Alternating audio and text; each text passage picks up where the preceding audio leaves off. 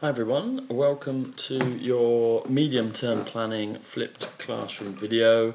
Although we're not having an exclusive session on this on a Friday or what have you, this will be hopefully an invaluable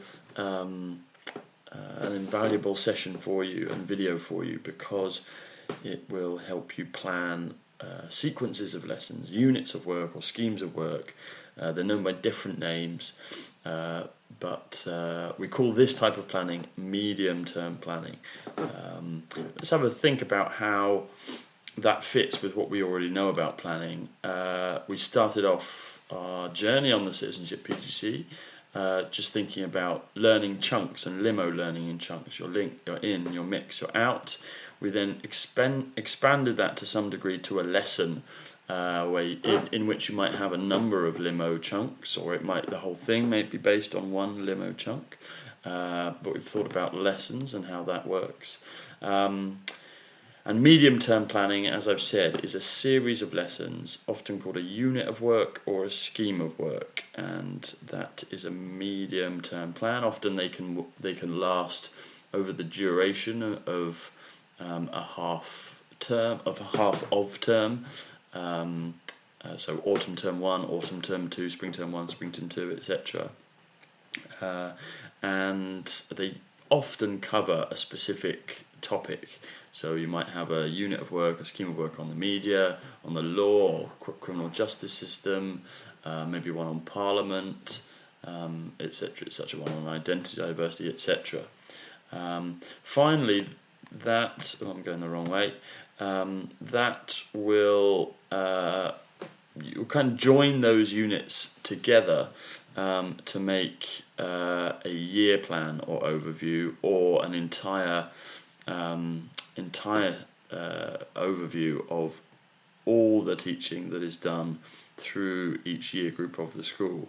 You probably can't see this, but this breaks it down by units or schemes of work, but then puts that into an overall context so that you can see and map out across a whole school who is doing what when.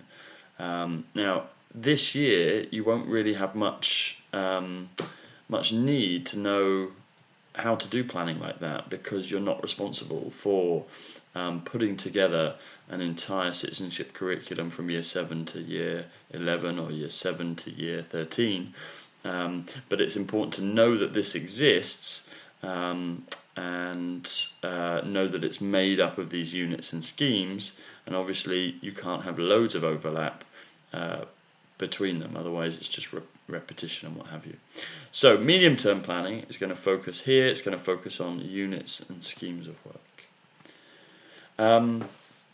The important thing is that you know that your learning locker reflects the importance of planning series of lessons and units. So things that are relevant. Obviously, we've looked at limo already, but the second element does link to units of work quite a lot. So conveying something called a clear learning journey in lessons and units. I'll talk about that today. We'll talk about, again, learning outcomes and targets, so you do know how to do this. Selecting activities which enable students to achieve the outcomes and targets. We won't really look at that, but you already know how to do it. Ensure students are clear how they will go about demonstrating their learning. We will talk about that today. It came into our differentiation session the other day when we talked about differentiation by product, as in students can demonstrate learning through different means and what have you. Planning home learning into units and what have you, homework. We haven't actually explicitly covered the 15 C's of citizenship, though we have, through the modelling of all sorts of different activities that we've done, actually addressed quite a lot of them. I think what I'll do is put together a short video like this, just detailing them, so that you can go through those in your own time when you need to, and when you're maybe struggling for ideas about how what activities to use in lessons. Anyhow, again, there are some things that overlap with units of units of work, or medium term planning, building active citizenship into units, and what have you, and things like all of these things we'll look at today in some way. Refreshing plans based on what's happening in the world, making sure they're topical, facilitating greater student choice and ownership, etc., etc. So there's a lot of things that are listed in your learning lockers, okay, your online learning lockers, that we will cover today and that we've already covered. So do make sure, just an aside, that learning locker is something you need to look at weekly, and you need to update for each of these given actions. You need to update whether or not you think you're beginning to do it, you sometimes do it, or you consistently do it. And if you haven't done it at all, you just leave it blank. Okay, so let's think about why you would bother to plan in a medium term. Why not just do it lesson by lesson? Okay, why not just do it lesson by lesson? Come on, don't give us 5 lessons to plan, give us 1. Surely that's it's going to give you a whole load of extra work. Well, Lee Jerome and Marcus Bargava, who are actually 2 quite influential folks within the world of citizenship education, have written a book, an entire book, on medium-term planning, and in their introduction they say this. If Meg was here, maybe we'd get her to read it out. Anyway, she's not, so here we go. Medium-term planning is essential in securing consistently high outcomes. Such planning helps you to achieve more than the sum of individual lessons, and is the only way to proactively manage your workload so you can keep on top of the pressures of teaching, marking, reporting, and administration. Now, I entirely agree with this quote, that in a sense, if you come up with medium-term plans, that's plans for entire units of work, it means that your workload, in a sense, in one sitting, you think of and plan the lessons, maybe not in as much detail as you would if you were doing them individually, but it means you have an idea, an overview idea of where you are going for an entire half of term.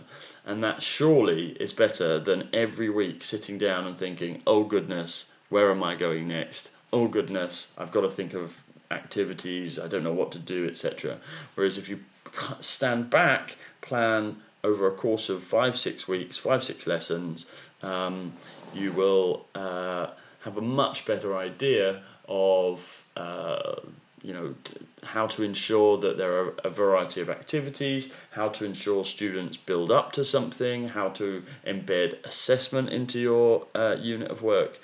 And it also means that you can plan in, okay, when will I take in books perhaps, or booklets, when will I mark work, all of that kind of stuff can be planned in on a medium-term basis, so when you're planning a unit of work.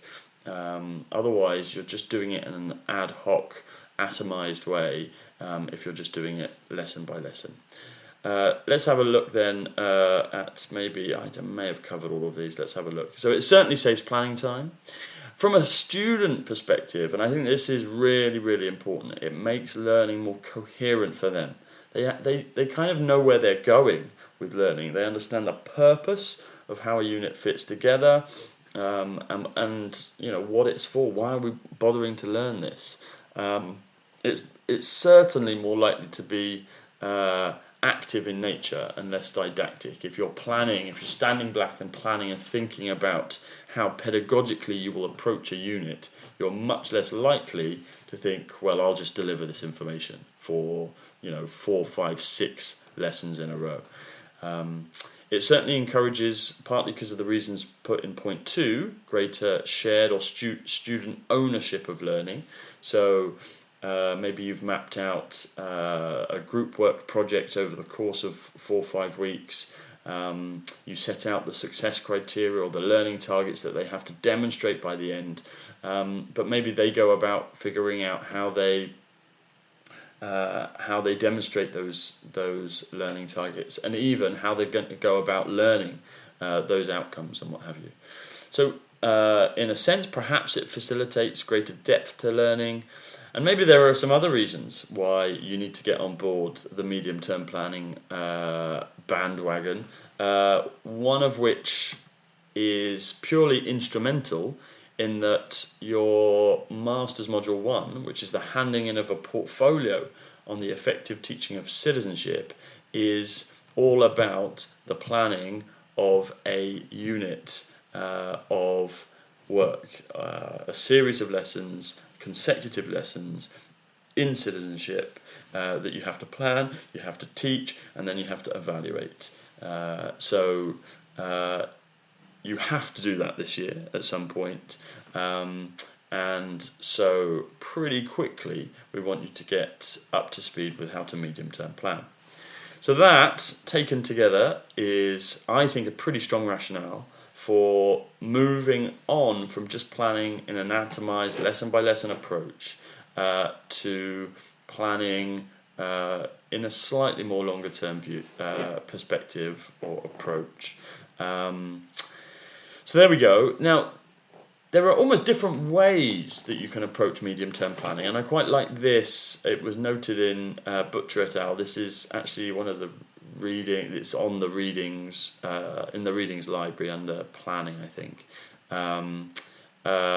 Butcher et al. They posited that there are different approaches to planning, and it's just worth bearing these in mind, because in my view you sort of need to combine a number of these to get an effective medium-term plan. First of all, they kind of posited it like almost like different jobs and what have you, but you'll see what I mean. So first of all, they said, well, an engineer's approach would be to look very much at the aims and outcomes of a unit. So that would be an engineer's focus, and obviously that's going to be important for us, but it's not the be-all and end-all. They said a mechanic would be much more focused on the methods. For teachers, that would be the mode of instruction, the activities you put together, etc. And obviously for us, both engineer and mechanic are very important, but there's more here. So they said that the cookbook approach would be very much focused on all the ingredients, aka the content, making sure that you're including the appropriate content. So it's not just aims and outcomes, it's not just methods, but it's content too. And I think that's important, obviously. A railway approach, they said, would be focused with timetables, ordering, sequence of lessons, making sure you fit within the number of lessons that you have available, and it fits, into that half of term and what have you. Again, that's the sort of articulation of your plan, the application of it to your school's context and what time you have available. It's also equally important when you're planning a unit, particularly I think in your NQT year. You'll essentially be told how much time and what have you that you have in your placement schools, but you'll be responsible for that obviously in your NQT year onwards. They talked about a detective approach, which is very much a problem-solving approach, and this is, I guess what do we mean by that? I guess what they're saying is that as the unit progresses, often you don't actually stay on track exactly. Often learning takes a little bit longer. It takes longer to consolidate things. Maybe some activities take more time. You have to push them to the next week. So you have an ongoing detective-based role to find out, in a sense, where students are at. Have they got to where you hoped they would get to? If they haven't, you need to adjust things. You can't just keep heading on down this railway without looking at where students have got and adjusting accordingly. You'll notice that in sessions that while we have mapped out what we're sort of going to cover each week, it does change, and it changes based on where you're at. I can't just keep ploughing on without thinking about where we've got to, what we have covered, haven't covered, and what you've learnt, etc. So that's important. Less so in the absolute planning of the unit, but certainly in terms of when you get onto the teaching of it. They also highlighted a bureaucratic approach to planning, which is, I think, probably a little more critical on their part, but they're saying a bureaucratic approach would be focused on the rules and regulations that you have to fit in with. Some schools are more bureaucratic in the sense that they might say, well, learning has to look like this. Every unit has to have has to build up to an assessment opportunity, and after that assessment, you have to have a lesson that follows that, which is about reflecting on the assessment, or where students try and improve their work further after some feedback from teachers. So that would be an example of you having to fit a unit within the rules and regulations of your school. And all of you, in fact, will have some rules and regulations that you do have to fit your unit within.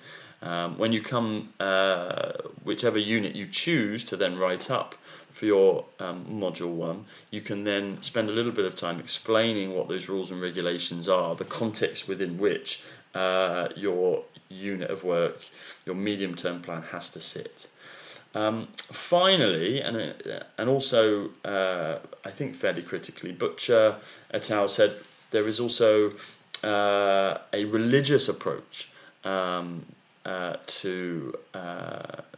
medium-term planning, and I think by this they meant the sort of steadfast adherence to one type of pedagogy, one type of method of instruction.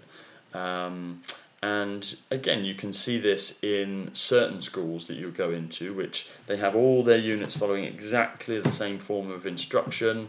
So a sort of, a religious zeal to following one kind of pedagogical doctrine, let's say, which obviously might not suit all learners or learning style preferences. So ultimately, in my view, when you look over a year plan, you want to have a range of different pedagogical approaches employed in your units, in your schemes of work, and not just follow one every single time. If you just do sole learning the whole time, I'm not sure it's entirely appropriate. It depends surely on the content. It depends surely on where your students are at. It depends on how much time you have. It depends on where students are at, the rules of the school, the regulations you have to exist within. So so there are a number of things to bear in mind when you are medium-term planning. It's not just about one of these, it's about, to some degree, all of them, and to some degree your context in which you plan is governed by some of these. That's fine. You need to, if you are a little bit more restricted, that is okay. You need to learn to plan in a variety of contexts, and it's why we want you to have experience of planning a unit, at least one in school experience 1 and one in school experience 2, so that you can then have a contrasting experience of planning, and then for your assignment at least, choose the unit that you feel best shows your ability to plan effective citizenship education. So there we go. Moving on, I think the three questions that we talk about when we talk about teaching are highly relevant, obviously, not just for a lesson, not just for a chunk of learning, but for a unit as well. So very much before you come to plan, you need to roughly know where the students are at. Have they covered this topic before? In what depth have they covered this topic? Who knows what on this topic, etc. You obviously need to have a clear sense of direction for the unit, to know what the different learning steps are going to be, and where they are headed, and then you obviously need to think about how you're going to get them there, what activities they're gonna do. Maybe it's project-based work that's going to get them to a particular destination, etc. Okay, so these questions are more than relevant for units of work as well. And I'm going to break down today in terms of two major parts. I'm going to talk about the process of medium-term planning, and then the presentation of medium-term planning. Okay, so the process as in how you go about planning a series of 1 to 4, 1 to 6, 1 to 8 lessons that all have some kind of theme, some kind of coherence between them. They're all on a similar topic and what have you. And then how you actually present that to students, because in my view, good practice is not just to plan it as a coherent set of lessons, but then keep that plan secret from students. It's all about sharing that plan with students, so you have a joint sense of where you're going. So that is key. Anyway, let's start with process. We've talked about these 3 questions, but obviously you need to think about, well, what are their starting points and where do I want to get them? And then I guess today what we're going to think about is how could you potentially get them there. I'm going to give you some options for this, but often these are determined by where you've got to get to, if you see what I mean. So there we go. Then actually, I think when I first presented this, it was a sense of a never-ending journey, because in a sense you once you try and take them there, you've got to then work out whether or not they've got there, which is actually the same as working out where are they at.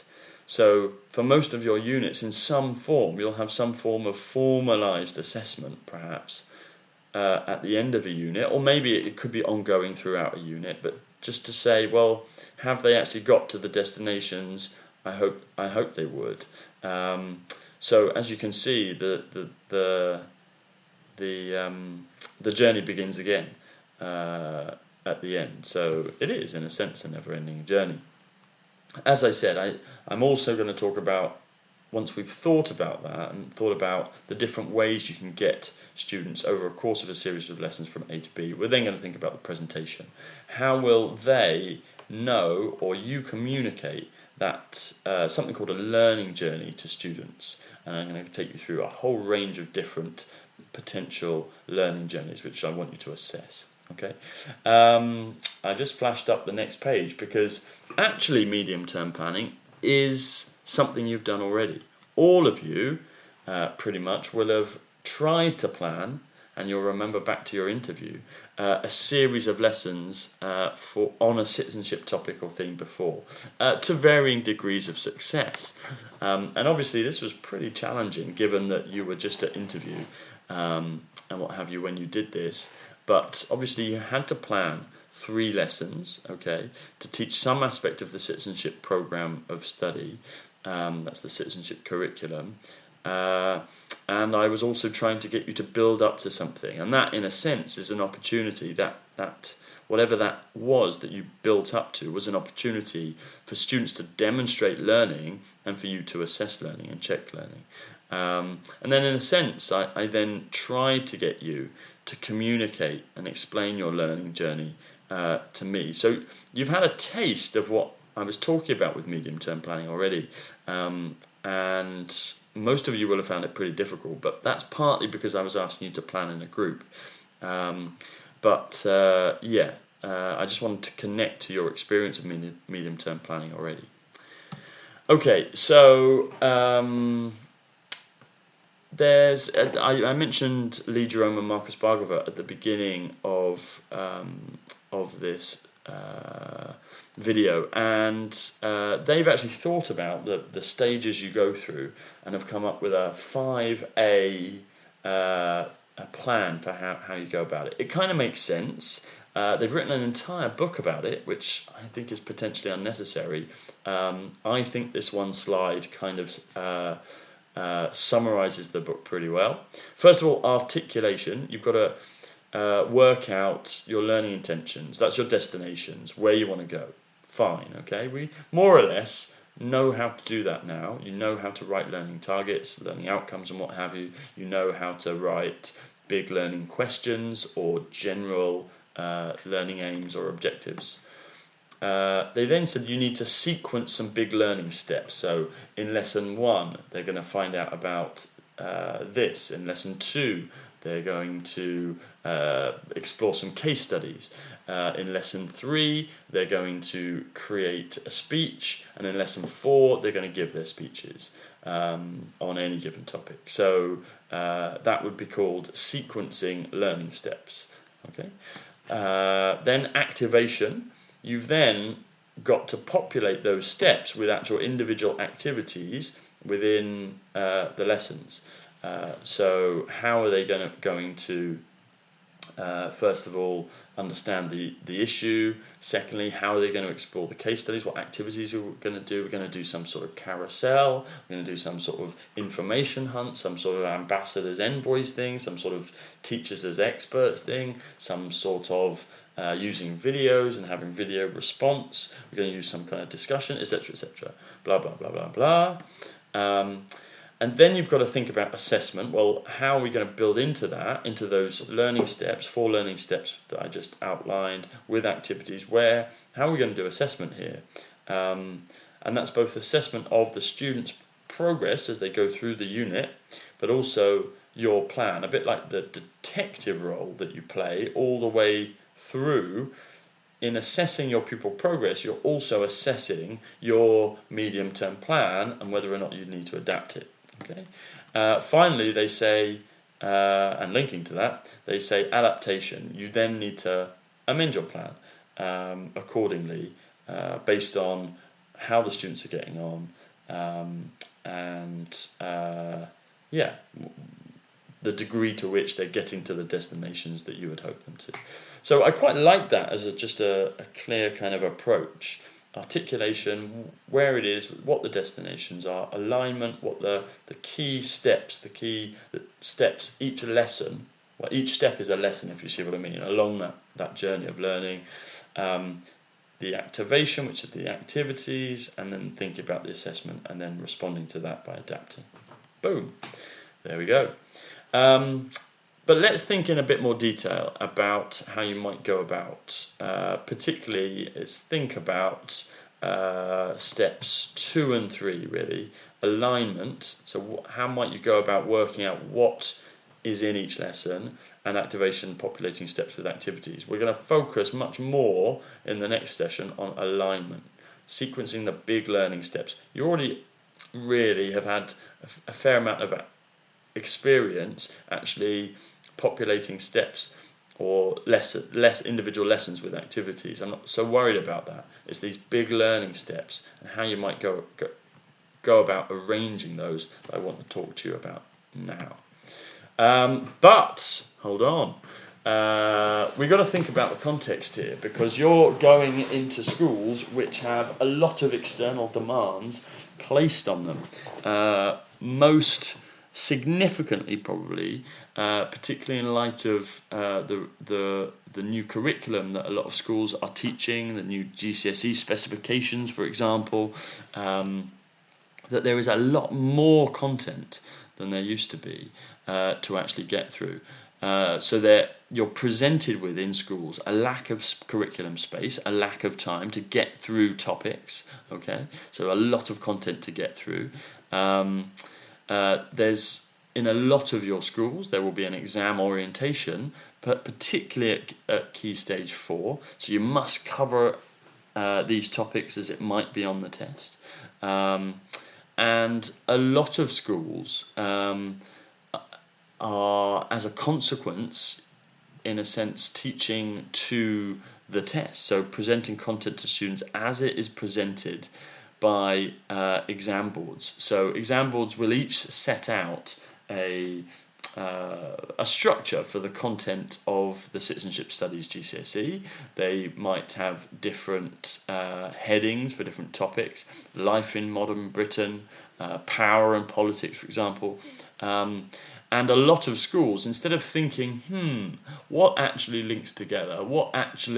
How can we present this as a coherent, exciting, engaging year plan or 2-year plan or 3-year plan to students? They just say, okay, well, we'll take it exactly as the exam board says. So we'll have a unit on life in modern Britain, and then we'll have a unit on power and politics, and then we'll have a unit on active citizenship. So just so you know, you don't have to follow that specification. It is fine to do some critical thinking yourselves. Now, that's much more a lesson for when you are teachers in your own right and you're in your own schools, able to have more freedom over planning. It's more than likely that if you're planning for Key Stage 4, you will be planning, you definitely will be planning according to what the school needs and demands, linking back to those rules and regulations that we talked about. And in quite a number of the schools, they will just be following the presentation and the planning of the specification. So there we go. Now, this is another problem with this kind of approach. Here we go with a quote from Cyprus and Volker, I think, yeah. Proponents of the coverage model have good.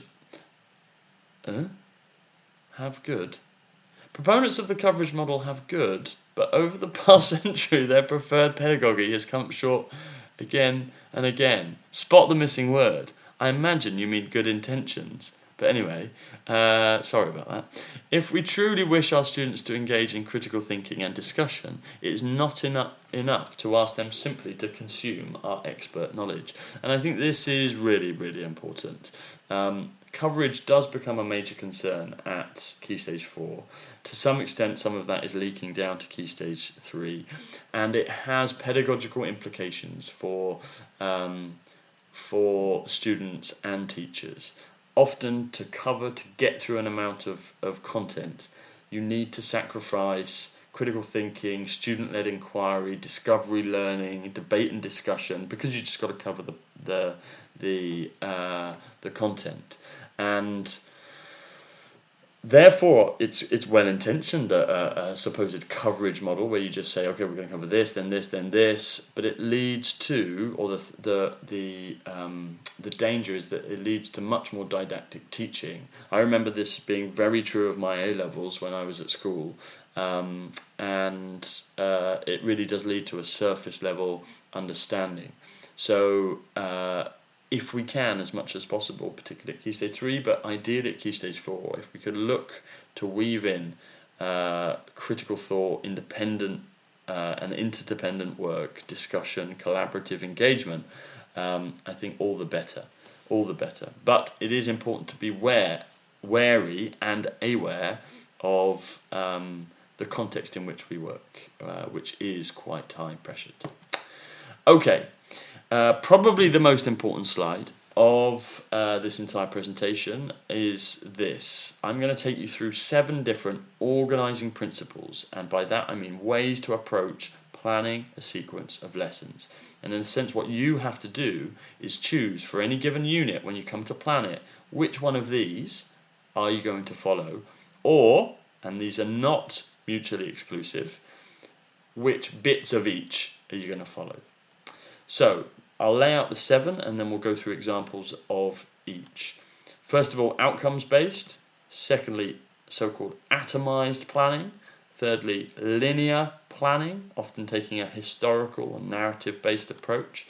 A spiraled approach to planning involving perspective change. I'm going to take you through a couple of examples of those. Inquiry-based planning, conceptual-based planning, and cognitive based planning, which links back to number 1 and is often associated with Bloom, as we know. Okay, so here we go. Let's take each in turn and give you some examples. Outcomes-based planning would begin with, okay, what do they need to know? What do they need to be able to do? You might sit down at the beginning of a unit and brainstorm all of the outcomes or targets that they could potentially need to know. You might have consulted a learning ladder. Do you remember what one of those is? Pretty much everything they would need to learn through their course of school on a given topic. Which, remember, we put one together on the law. So you might consult that, take a chunk of that, and then think, okay, what within that chunk, what are all the different learning outcomes and targets that they might need. And then you'd secondly, quite simply, need to divide those learning outcomes and targets into lessons, fine, and then plan each lesson around the particular outcomes that you've chosen for those lessons. So let's have an example. So this example I present to you is one on charities. You're doing a unit of work on charities. You've outlined all of the different outcomes. Some of these aren't written so well, by the way. So list different charities, describe the role, argue is fine. Describe the historical development of a charity, explain how charities differ from companies. These are all okay. I'm not sure about this. Design a poster for a charity. That's the activity, not necessarily the learning outcome that you would get from designing a poster. Okay, so just be wary of that. But I thought I'd throw that in just to clarify that point. Anyhow, so under this model, let's go back. So we've listed all the outcomes and targets. We would next need to divide them into lessons. Okay, so here we go.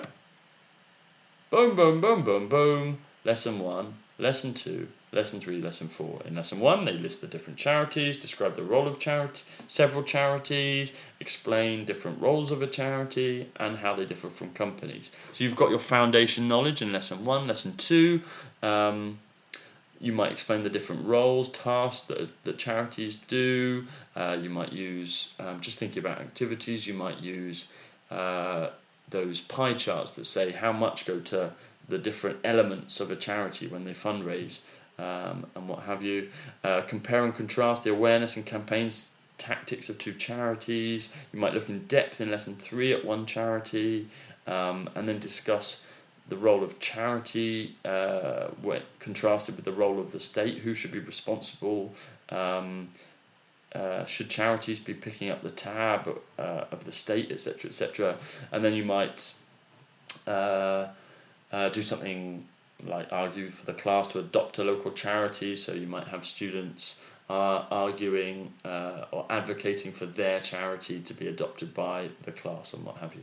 Blah, blah, blah, blah, blah. Anyway, so can you see how that works? It's fairly simple, yeah? So you've got your list. The key thing is to brainstorm the particular outcomes and then organize them into some lessons. Fine. So there we go.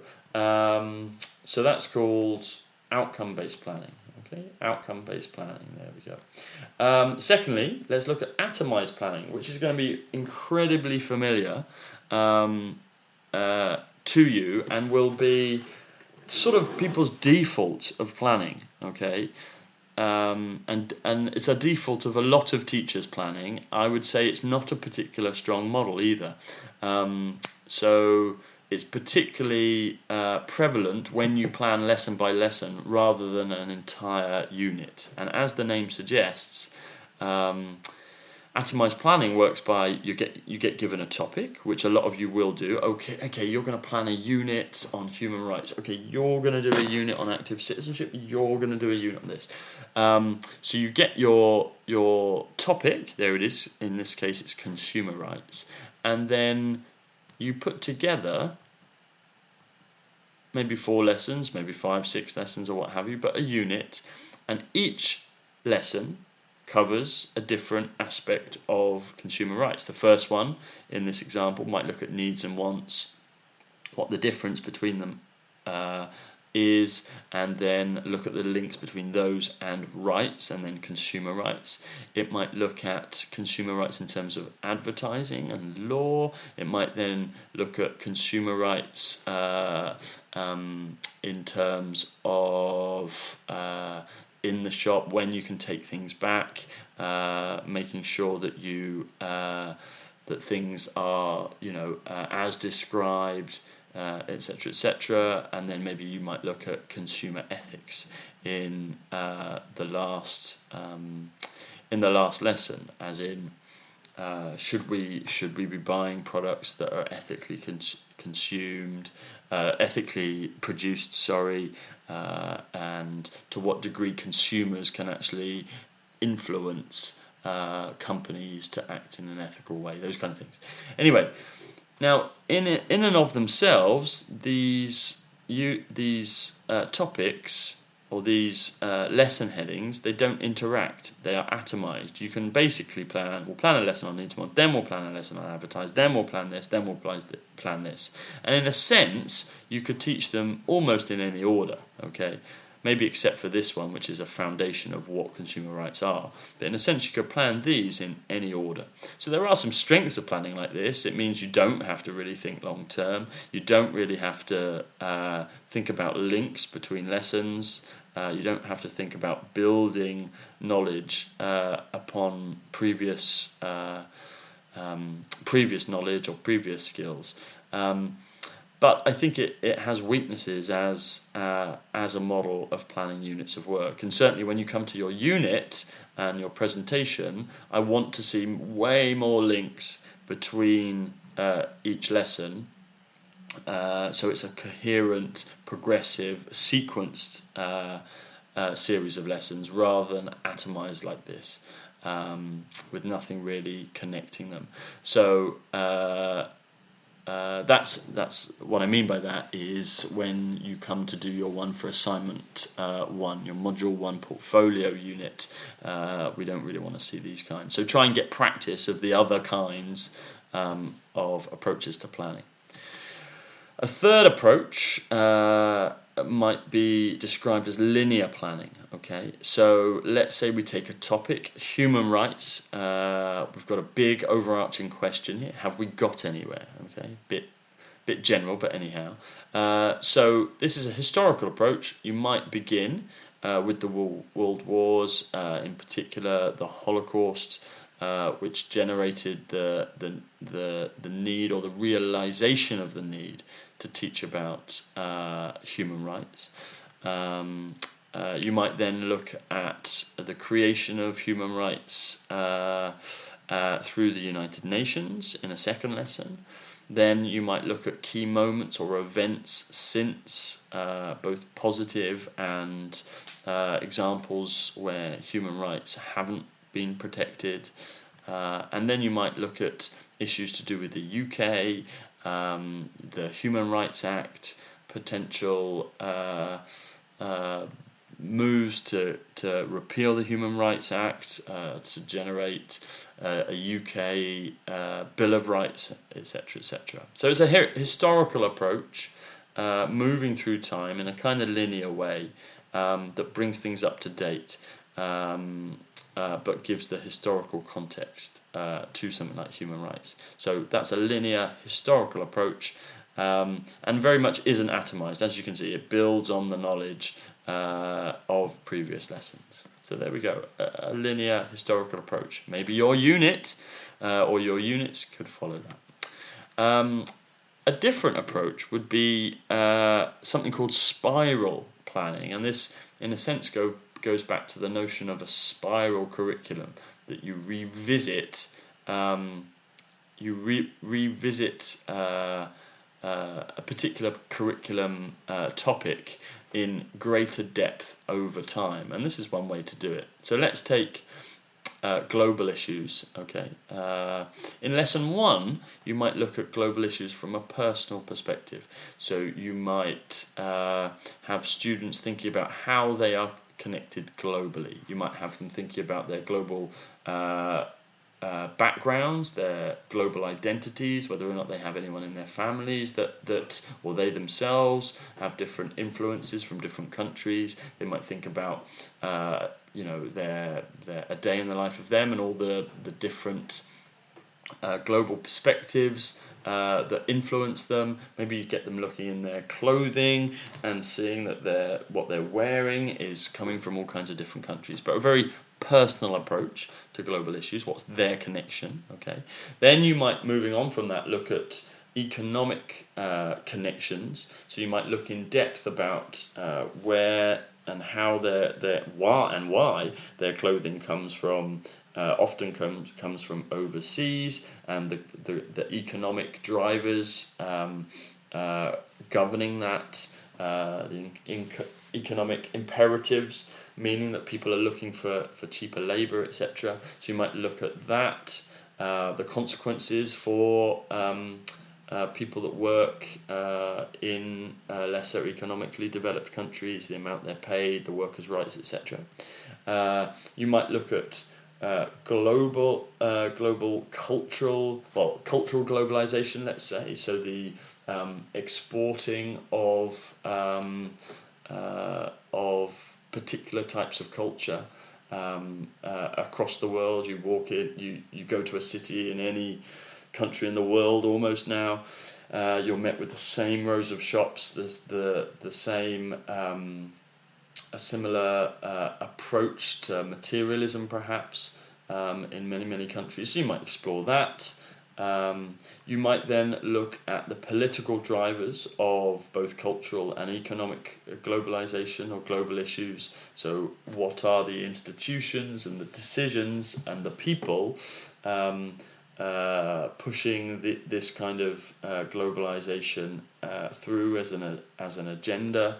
And then you might come back, in a sense, this is in a sense why it's also called spiral, because you might come back to the personal and think, well, okay, what can we as individuals, given these global trends and these global processes, what can we as individuals do about it? Should anything be done about it by us? Do we have any agency to make a difference to the way the world is working, etc.? So that's a really nice example, in a sense, of spiral planning by different factors, and knowledge and skills of students are deepening with every new perspective or factor looked at. Okay, so maybe your unit is suitable, and it very much does depend on the content of your unit. Maybe your unit is suitable for this kind of medium-term plan.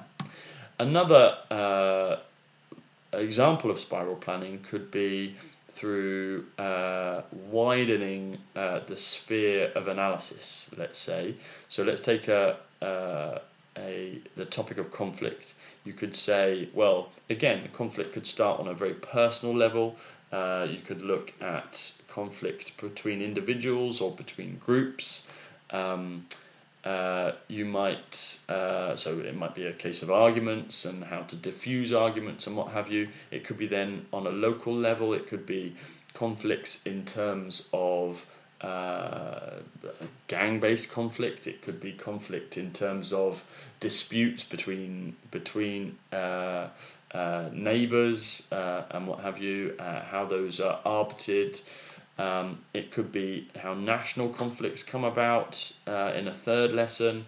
What happens when these conflicts, how historically perhaps these conflicts have been addressed, how in modern day Britain these conflicts are addressed, and what have you. And then you might move up to an international perspective. So again, how conflicts are arbitered, how they are, or if they are, there are mechanisms to help diffuse conflict, how conflict comes about on an international level.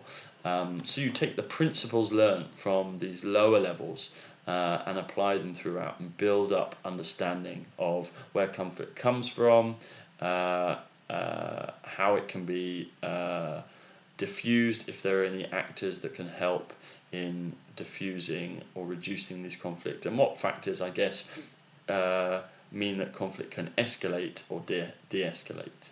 So there we go, another approach, and maybe your unit is, or units you're planning, are suited to that kind of widening of perspective. So there we go. Another one I quite like is inquiry-based planning. So you would conduct a sustained inquiry, perhaps, and I think for this you would need an overarching question, okay, over the course of your unit, over your series of lessons. So, for example, why is there poverty in Britain? Okay, you would, perhaps you could, this is all you could, this is just me thinking up some examples, you could, in the first lesson have a definition of poverty, some measures of poverty, some statistics of poverty up to date about the degree of poverty in Britain. And then at the end of that first lesson, students might provide an answer.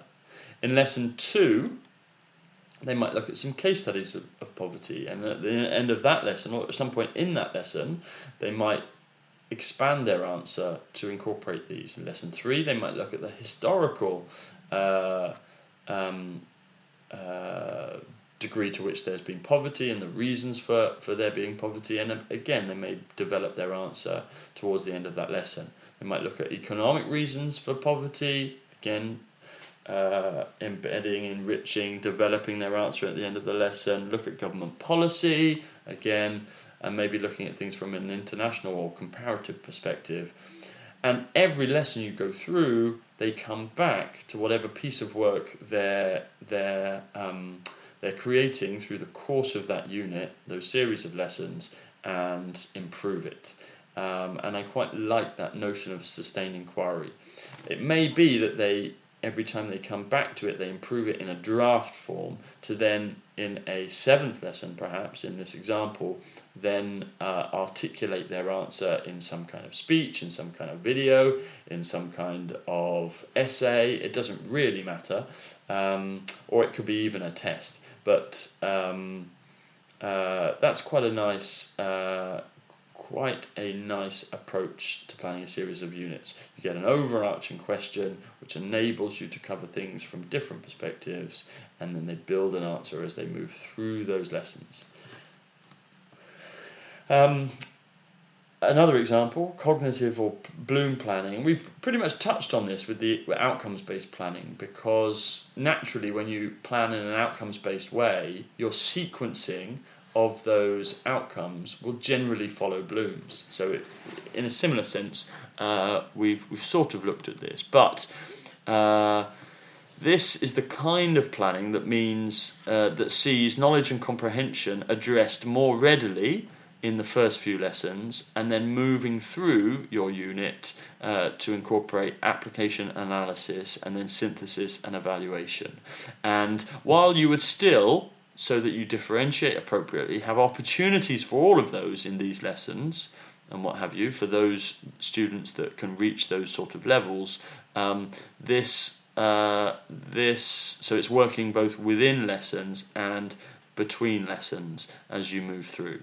But this ensures that everyone, in a sense, does get to do some application, analysis, synthesis, and evaluation, and move away from just lower order thinking and lower order content. So the example here is one of child labour. Maybe you might start a child labour unit with the history of child labour in England, current laws to prevent it. I don't know why that number 1 is there.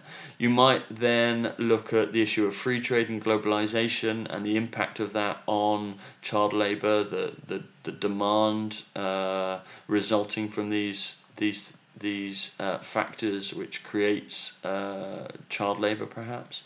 You might then look at case studies of why it's happening, what the effects of child labour, which is much more application and analysis. And then you're looking at how the situation can be improved. You might have different perspectives in that lesson from different global institutions or international non-governmental organisations and charities and what have you. And then maybe with the students thinking about, from their perspective, what would be the most effective way forward, and what have you. So, as you can see, you've taken a topic, you've built the foundations of knowledge and comprehension in the first couple of lessons, and then you've developed it to get to some place where you're thinking, how can the situation be improved in the latter part of your unit. That's cognitive and, as we know, Bloom-based planning. Finally, another way of thinking about this, and again, these aren't mutually exclusive, and I've already, in a sense, talked about active citizenship before. I mean, if we just go back to here, it's a natural progression to move from how can the situation be improved to campaigning or lobbying or advocating real-life power players to actually improve the situation. So you could, in a sense, add an element of active citizenship onto this. And many of the units will, in a similar way, the why is there poverty in Britain, that would lend itself to active citizenship, as might conflict, as might the globalization example that we had, as might human rights. So many citizenship topics lend themselves to an active citizenship perspective. But you may have an active citizenship unit to go through on its own, and that's absolutely fine. For any given issue, here's a sort of bit of a roadmap for the kind of steps you might think about going through. Obviously, students have got to identify and understand problems. They then have to, perhaps in lesson 2, explain and rank the causes of those problems, the roots of those problems. They would then suggest and debate solutions. Both of these 2 lessons would involve some kind of analysis of power players, because you can't really think about a problem without thinking about those actors which influence that problem and have the power to do something about it. Then you would decide actions to implement some of these solutions, or to get others to implement them. And then you'd obviously, actually, I'm just looking at this, I'm thinking then you obviously need to carry out the action and then conduct some kind of reflection. Okay, so that's the kind of pathway you might go through with an active citizenship unit. But again, you can kind of think, you can see why these aren't mutually exclusive. You can kind of think, well, this kind of thing is going to be identifying, understand problems. It's going to be knowledge, much more. It's going to be knowledge and comprehension, application and analysis with power players, thinking about causes and solutions, and then deciding actions, reflecting is much more going to be evaluation, perhaps much more evaluative.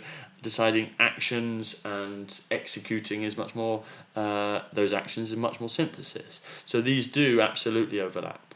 But number 7 is our final approach to planning, which is an active model. So there we go. There's our I've actually just realised that I've entirely missed out conceptual, but we'll come back to that because I think I've actually not got the slides on here. So actually, number 7 was active, and conceptual we didn't look at. But it might be worth you thinking, well, what would be a conceptual approach to the planning of some units? Anyhow, it's also important to think about running themes through a unit, and I think through any unit that you plan, and obviously one is to ensure whichever one of those models you choose, to ensure that you're moving up through Bloom's in some way, and you afford the opportunity for students to do more than just some lower order thinking and lower order comprehension and what have you. So that's important.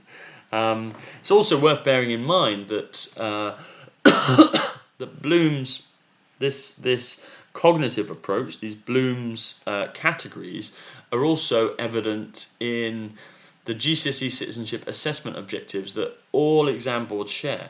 If we have a look here, AO1 is demonstrate knowledge and understanding of concepts, terms and issues. AO2, assessment objective 2, to apply that to context and actions.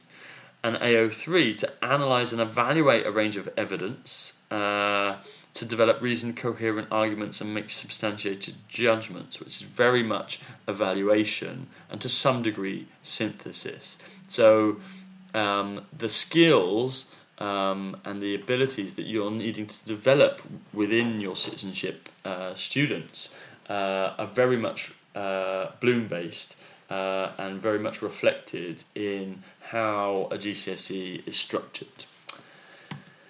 Okay, so there's some other things that you need to consider in thinking about your plan, and they're the sort of things we were thinking about when we were talking about creating an identity for the subject. Remember, the key elements that make citizenship you need to still include within your unit. So this is sort of what is the flavour of our units when we come to add in our activities to each lesson, to each learning step, let's say. Is it topical? Are you doing something up to date that is current, debating something that's currently happening, going through Parliament or what have you? Is there a change action, or action involved in some kind of way? Is there an active opportunity? We've talked about that a lot.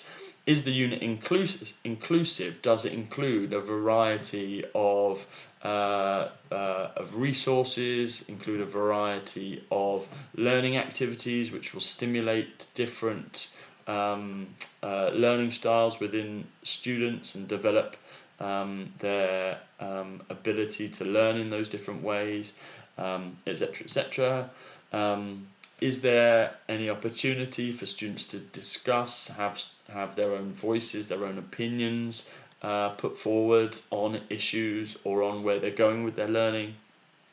And is there balance provided? We're not just about providing a one-sided view. Does it get students to consider all alternate opinions and perspectives in a critical way, so that they can come up with an opinion based on available evidence and a fair range of available evidence, opinion, and perspective? Okay, so that's some citizenship-specific issues that you need to imbue your unit with, and then finally you need to think about assessment. Do you build a number of those models that we've outlined already? Do build towards an opportunity for an end of unit assessment, but that doesn't always have to happen. A lot of this will depend, in a sense, on the framework that you're working within, the rules and regulations. If we go back to, I think it was Butcher's, Boucher, I can't remember. Different approaches to planning that they mapped out earlier. You might answer no. We're going to go for an atomized structure of assessment, so they don't build up to something, but the assessment could be conducted week on week by little quizzes or tests or exam-style question maybe at the end of each session, some self-assessment, some ongoing assessment of vocal contributions that students are making. Maybe you choose 1 or 2 lessons through that unit to do a slightly more formal assessment, or just look at the work, mark the books to show their progress and understanding. So you don't have to always build up to an end of unit assessment. And alternatively, yeah, absolutely, you could build up to an end of unit assessment, but that doesn't need to be just a test necessarily or an exam, although it could be. It could just be answering a question, performing a speech, a role play, doing a piece of writing, etc. Now, significantly, my question is, could you combine these approaches? There's no reason why, and in fact, don't you need to? If we're following Limo, we need to be doing regular checks, and that's kind of what this is talking about, the first part. You need to be doing regular checks to see where students are at. You can't just leave it, surely, to the end of 4, 5, 6 lessons. You need to know that they're still on track, and what have you, because otherwise you could, at the end of a certain number of lessons, you suddenly realise actually they're in entirely the wrong place, or they haven't understood this at all, or I'm going to have to go and reteach that. So you need to, in some way, be keeping some form of assessment going all the way through, even if you have something at the end. Okay, and we're going to think about that a lot more next week when we think about assessment. Okay, this form is much more called assessment for learning, assessment you do as you go along. Okay. But there's no reason this can't also come under that heading, but I don't want to get too confusing, so there we go. Okay, so let's summarize all of that, okay? You've got your organizing principles, here we go, and then you've got your key considerations to think about. Ensuring you cover knowledge and understanding, application and analysis, evaluation and synthesis. Ensuring that you imbue your unit, whichever approach you take, or whichever parts of different approaches, remember these aren't mutually exclusive, you imbue it with some topicality, make sure you're inclusive, maybe there are discussion opportunities, action opportunities, and certainly balanced perspectives. And then finally, what about assessment? Do we assess throughout and or at the end? Generally, you do need to do it throughout, but the decision is, do we do something at the end? Okay. So there you go. There's your guide. Which one are you going to choose? How are you going to plan your specific units?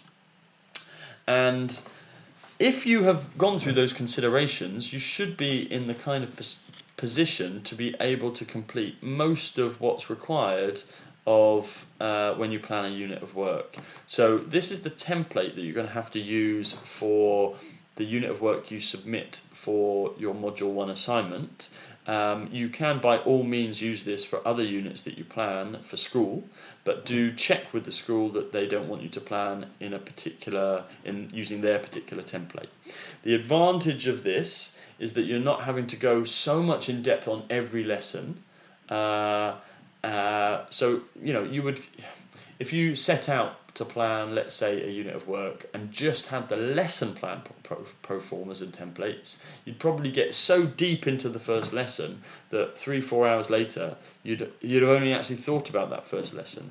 In planning like this, overview planning, where you think more generally about the essential components of each lesson, and before that the sort of big picture for the unit, how it all fits together, that you might have in this box the key learning steps or titles for each of the lessons, so you can see the flow of the lesson, the outcomes you might put here, your assessment, you've thought about that, any resources you need, and any keywords, concepts, terminology you put in there.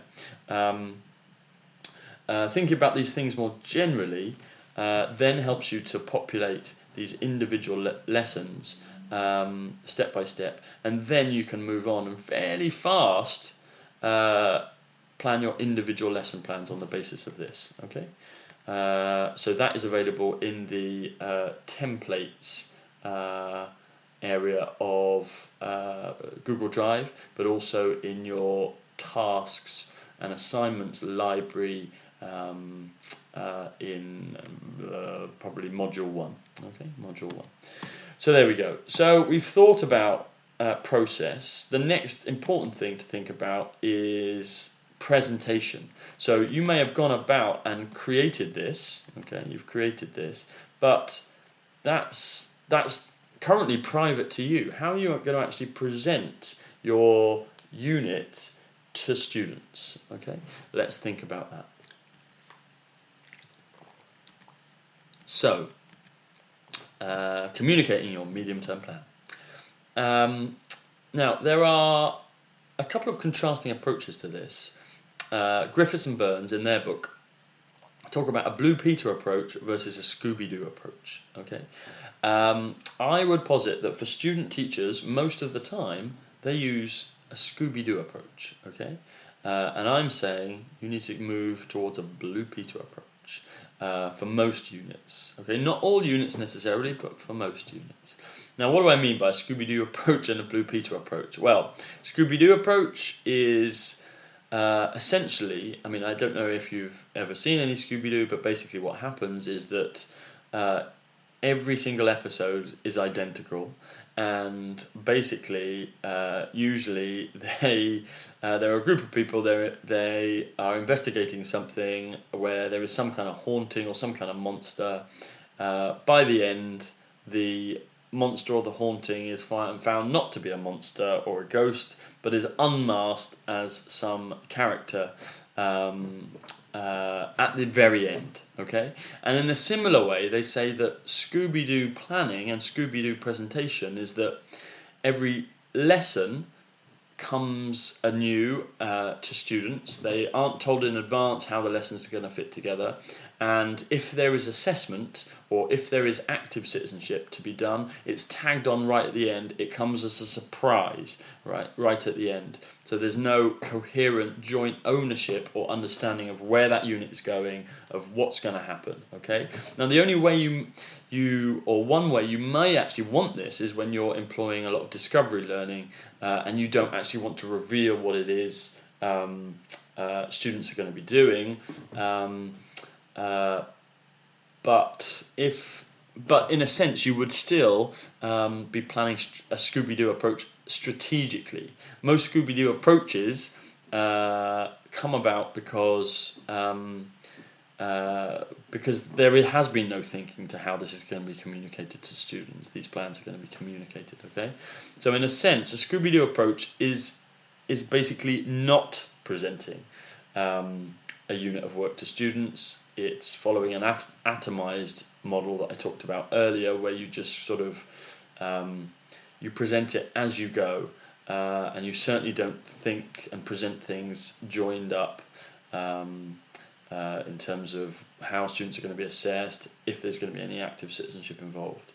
Now, if you contrast that with the Blue Peter approach, and we talked about this in terms of modelling in the differentiation video, but a Blue Peter approach is obviously modelling exactly what's going to happen, showing students where they're going to go in the unit, showing students how they're going to be assessed in the unit, showing students maybe if there's going to be an active citizenship opportunity, but building that in right from the beginning. So you show them an overview, in a sense, of the unit, what they're going to get from the unit, what they're going to learn from the unit, how they're going to move through the unit, what the different learning steps or lessons are, so they have a sense of where they're going, why they're doing it, what's going on. Okay, so I personally would advocate a Blue Peter approach, but that still, okay, doesn't tell us, well, how do you do that? How do you communicate all of that information to them?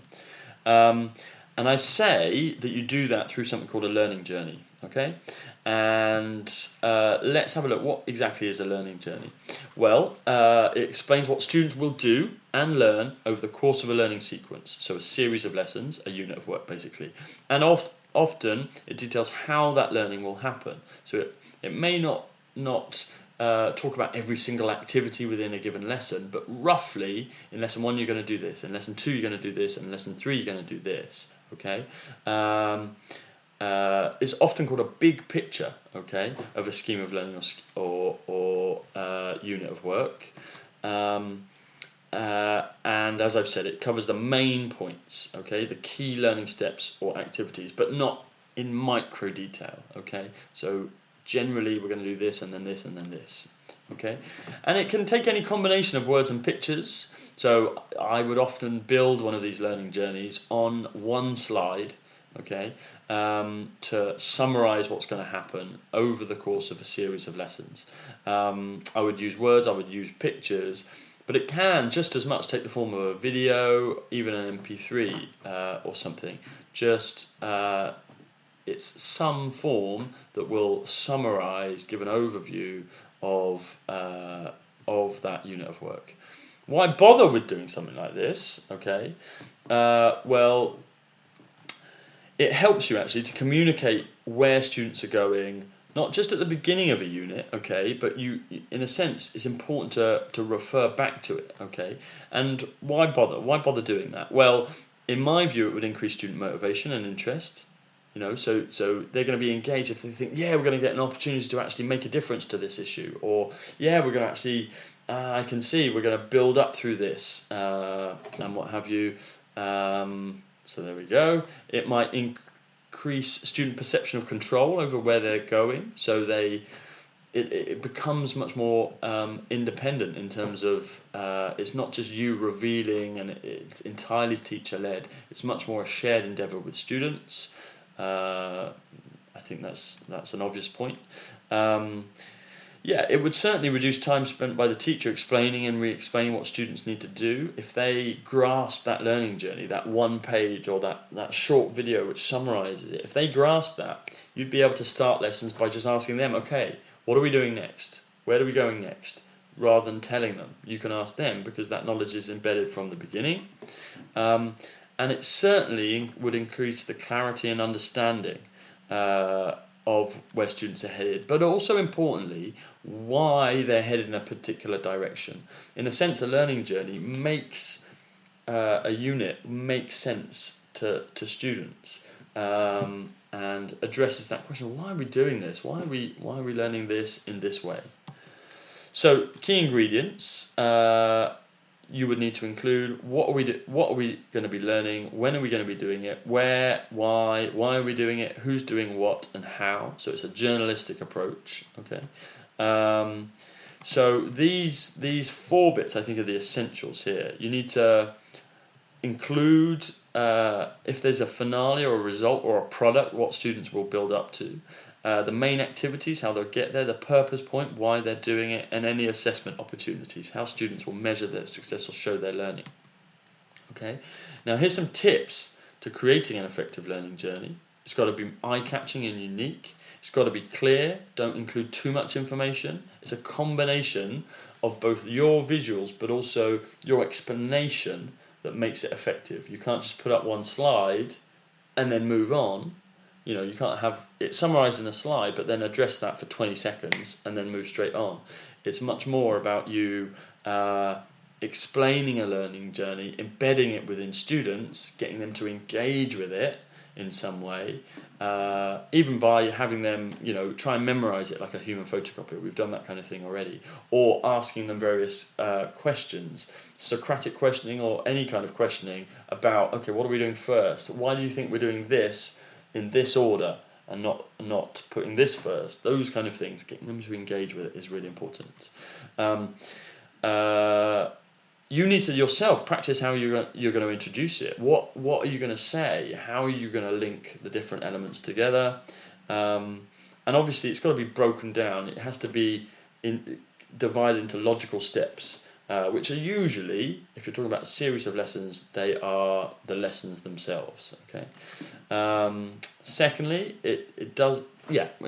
I've pretty much said this already. It's not just about creating something beautiful, it's how you explain that beautiful thing. Okay, it's important to refer back to it, not just at the very beginning of the unit, but come back to it every lesson. Locate students and where they're at, so it's giving that sense that they're on a shared journey. It can be really useful for plenaries, getting students to think about their progress so far, where they'll go next, why they're going somewhere else next. I've talked about why the explanation is important.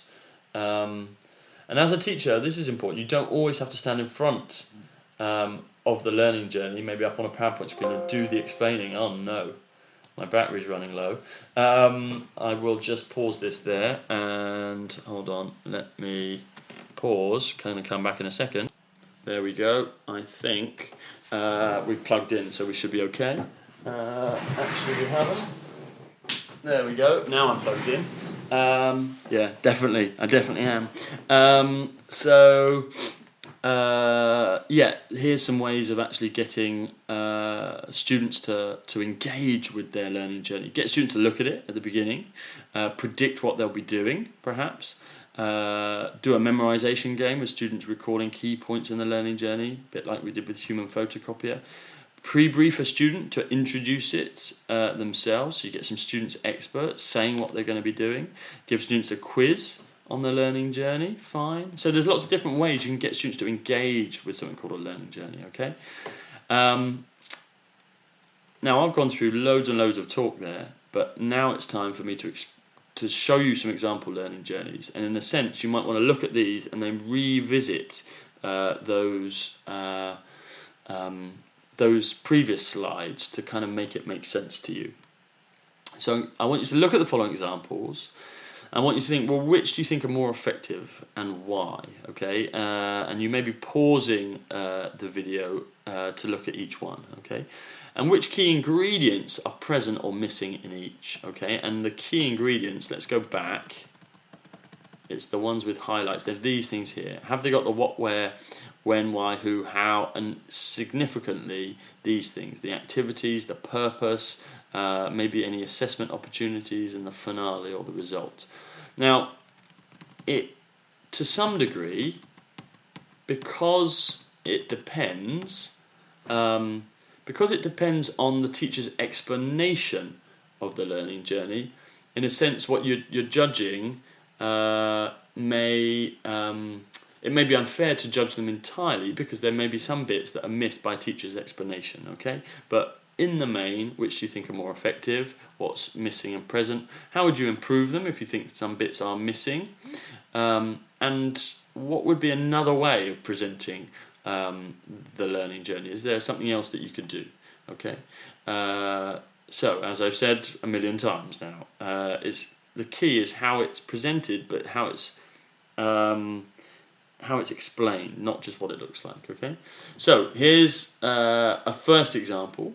this was a Year 7 road safety investigation that we did with our Year 7s, okay? And this was actually built on the back of a young girl in Year 7 being run over at a roundabout that was in between our lower school and upper school. And as a result, we wanted our students to investigate road safety there, learn about road safety, but actually learn a lot about the local council and who could do something about an issue like this. So in lesson 1, students would question what's going on at Edward Street Junction, so they'd learn about road safety and think about why it's unsafe and give some testimonies about their experience of that junction. Lesson 2, they would go out onto the streets around Edward Street Junction. They'd have different roles. They'd have some people would be interviewers, some people would be surveyors, recording the number of cars that come past, the number of people that come past. Some people would be take photos and videos to capture the cars and the way they move, etc. So in doing that, they'd be there to prove why it's unsafe. Lesson 3, it's then about coming back into the classroom and working out who can do something about this, looking at the local council and who is responsible for road safety in the local council, who can we send our results to try and get them perhaps to do something so that more people don't get injured at the crossing. And then in lesson 4, it's about sending a powerful message to Lewisham Council, the right people in Lewisham Council, so that they will take action. And you're going to be creating a PowerPoint presentation, presenting them to each other, and then voting on which ones you think should actually go to a meeting with Lewisham Council, because they are going to be coming into the school to listen to our opinions and our research. So that is an example learning journey. Hopefully it's got most of the content in there, both through what's visually presented and my explanation with it, okay? And I would use that, as I've said, at the beginning of each lesson. I'd start to quiz students on why we're doing it in this way, how it makes sense, where they're at in terms of their progress, etc., etc. But hopefully, you see, that is very different from the actual plan you create. It is a visual representation, an overview of the unit. Some more examples. I'm not going to take you through and explain each one, but I'll just show you some more examples. This was a community survey that we did with, again, the learning steps identified and what have you. So have a look at that. Feel free to pause. This was another example of a learning journey involving an investigation into the local area and looking at facilities in the local area, the local parks, etc. This is one I did when I created some resources to support schools that were helping teach about my Dance Across Britain, and I think this was just a one lesson learning journey. So in a sense, you can have a learning journey for one lesson. It doesn't just have to be connected to a whole series of lessons. And in here, you've got the activity and then the reason for the activity. In a sense, the learning target and what have you. Okay. So there we go. Here's with our Year 9s, we used to conduct a filmmaking challenge that's summarised in this bit here, and then gives some success criteria and the kind of skills you develop. So pause that, have a look at that. What key things are there? Is there anything missing? This was the way back in the 2000s when we used to get our GCSE students to study the criminal justice system. In a sense, this does follow a kind of cognitive approach. This is very much knowledge understanding, looking at a case study. Then it's very much application and analysis, following a trial of somebody called Tony Martin. I think they still use this at Blackfin, actually, which is our work at Deptford Green is what they've based this on. And then finally it gets a little evaluative thinking about, is the criminal justice system fair to all groups? So it's about putting the criminal justice system itself on trial. Anyhow, there's an example learning journey for that. Here's one for the war on terror. Is there enough information on there? Perhaps a lot more teacher explanation is needed in this one. So long as it's there, I think that's okay. Here's a back to basics learning journey just with writing. You're going to do this in P1, this in P2, this in P3. What's missing from that? What would need to be included in an explanation? How could you improve that? Think about it. And then there are some video examples. And video examples are nice if you have them onto the internet. In a sense, they can always be referred to. So we did one for the school council when we were doing school council lessons, because we were teaching the school about the school council. So I think all year 7s would go through these lessons when they were introduced to the school. And then there's one on student coursework. So if you want to have a look at these, get the slides that are on the in the subject studies library and just click through. Okay. Now the important thing here is that your practice will come in school. Okay, so I've told you the basics, but really you're only going to learn how to do this by doing it. Okay, so make sure you do have get some practice. Try and use this template. Don't be, I would spend a couple of hours just thinking about the entire unit, trying to get your big picture sorted. How are you going to do assessment? So choose whatever model or elements of a model that fits whatever content you've got to teach. Okay, then write this, put the big picture in there, and then map out the basics of each lesson. Okay, now you don't. So I'm basically saying, don't just do this for the unit you're going to submit for Module 1. Try and do it. Get into the habit of planning like this, and it will save you so much time compared to just planning in an atomized way, lesson by lesson. Okay. Now, obviously, your mentors and your teachers have to afford you the space to be able to plan like this. Okay. It won't always happen, and for some classes, for some year groups, you will be planning in an atomized way, lesson by lesson. Okay. In a sense, it's good practice, and it will hone your individual lesson planning skills, so it still has validity, but getting the experience of planning entire units will really help you develop your practice. Okay, so make sure that your teachers give you enough practice to do at least one, if not 2 or more units of work by yourself, ideally from scratch. Maybe with the lesson outcomes or learning outcomes mapped out before, or the learning questions set, and then you plan the activities and the learning steps to deliver those. That's fine. Okay, that brings us to the end. I really hope this is useful. Please do refer back to this as necessary. But I know when I did my PGC and in subsequent years, this session has proved valuable in helping guide student teachers through the kind of overwhelming world of how to plan for units of learning, series of lessons. So good luck, and I'd love. I'm really looking forward to finding out what you come up with. Take care. There we go. Press pause. See ya.